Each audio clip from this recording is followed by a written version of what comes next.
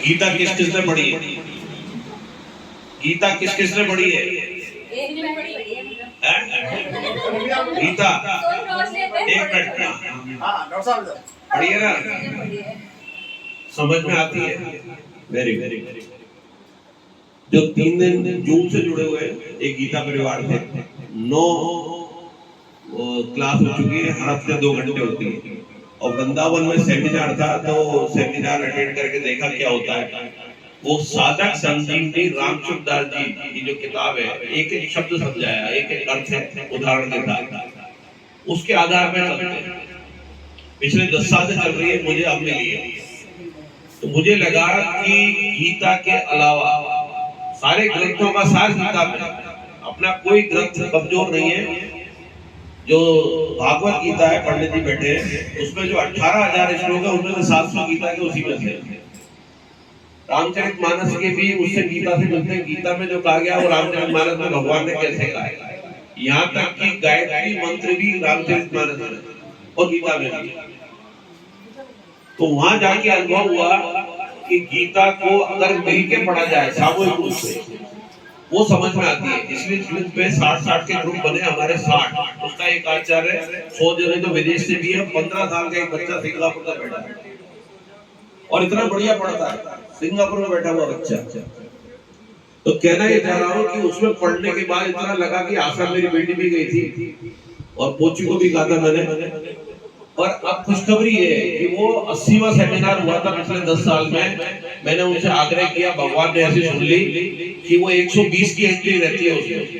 9 बजे से 6 बजे वही बैठना होता है, खाना पीना रहना भी वही होता है। जो लोकल है वो घर जा सकते हैं।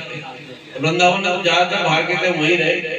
और देवकी नंदन ठाकुर जी के होटल में था, तो वो भी खुद आए थे। बोले कि बाबा रामचंद्र दास जी हो रही, तो मुझसे रहा नहीं गया। 15 मिनट उन्होंने मंच में रहते थे, छठी करा। तो आखिरी में जब 3 दिन हो गए, तो मैंने सवाल किया कि हम अपने नित्य कर्म में लगे हुए हैं। अब कब कर्म योग चल रहा है, कब भक्ति योग चल रहा है, ज्ञान योग चल रहा है, ये हमसे विभाजन नहीं होगा, ना करना भी नहीं चाहिए। हम जब करते हैं तो कर्म योग भी आ जाता है, उसमें ज्ञान भी आ जाता है, भक्ति योग भी आ जाता है, सत्वगुण भी आ जाता है, रजो भी आ जाता है, तमो भी आ जाता है। उसमें उलझना नहीं कि हम किस में चल रहे हैं। पर एक लाइन में जो बात समझ में आई, मैंने सवाल किया खड़े होके कि कोई समझ में नहीं आएगा आपकी गीता में। हम यही समझते रहे कि मैं कर्म योग में हूँ, भक्ति योग में हूँ, ज्ञान योग में हूँ, शरणागति योग में हूँ। इसी में समझते रहे कर्म करें या गृहस्थी पाले। मैंने एक लाइन में उत्तर दो। जो आचार्य संतोष गुप्ता जी पूर्ण तरह ब्राह्मण को उतर आया, चोटी रख रखी है, चीफ इंजीनियर है राजस्थान के सिंचाई विभाग में, और इसमें लग गए धोती कुर्ता में रहते हैं। भागवत का एक श्लोक कोई सा भी पूछ लो, उसका उत्तर बड़े उदाहरण के साथ देते हैं। तो उनसे मैंने कहा कि उससे मैं तब दबा गया, 120 जनों के बीच में बैठ के सवाल कर दिया। बोले ठीक है, यही सुनना चाहते हो तो सुनो, भगवान कैसे मिल जाएगा। नित्य सात्विक कर्म करते हुए, जिसमें गृहस्थी का कर्म आ गया, नाम जब चल रहे हो अंदर, जो गुरु मंत्र है आपका, जिस भगवान को मानते उसका जाप, कोई रोक नहीं सकता उसको और कोई देख नहीं सकता।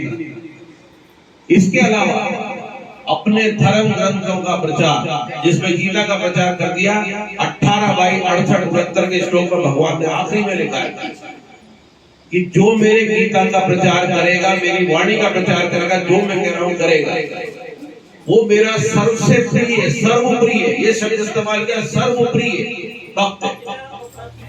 तो मेरा ये आग्रह है कि जो जुड़ना चाहे उससे, उसकी ऑनलाइन है, 120 जनों की मेरे पास पूरी डिटेल है। 1800 रुपए 3 दिन का शुल्क, भोजन पानी वही है। जो रहेगा बाहर जाएगा उसका 5000 है ऐसी गली। और जगह तय हो गई है छावनी के अंदर, बिनानी सभागार में,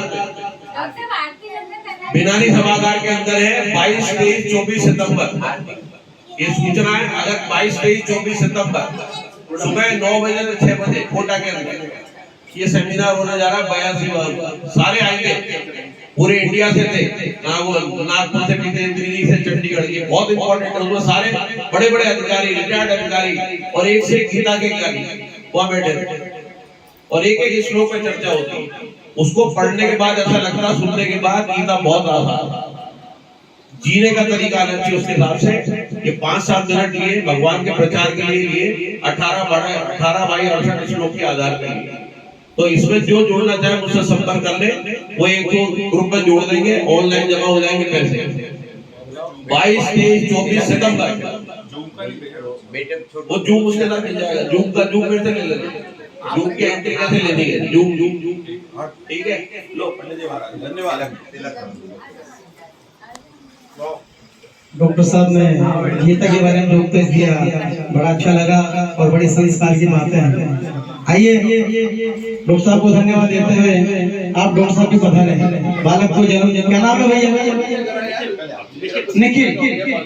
निखिल भैया का जन्म दे रहे हैं और बिल्कुल दृष्टांगत संस्कारी तौर से तिलक दस्तूर डॉक्टर साहब के द्वारा होगा। और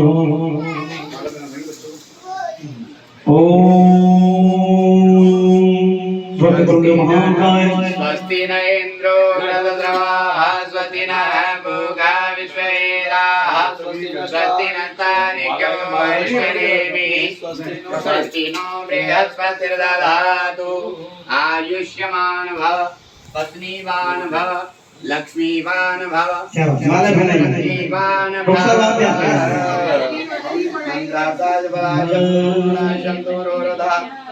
शत्रुणां बुद्धिनाशोऽस्तु मित्राणां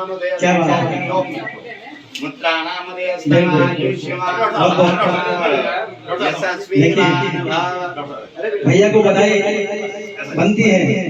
आप देखिए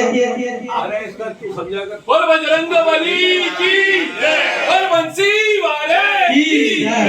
500 पंडित जी के 50,000 देखिए माता बहनों से निवेदन करूंगा, भाई बंधुओं से निवेदन करूंगा।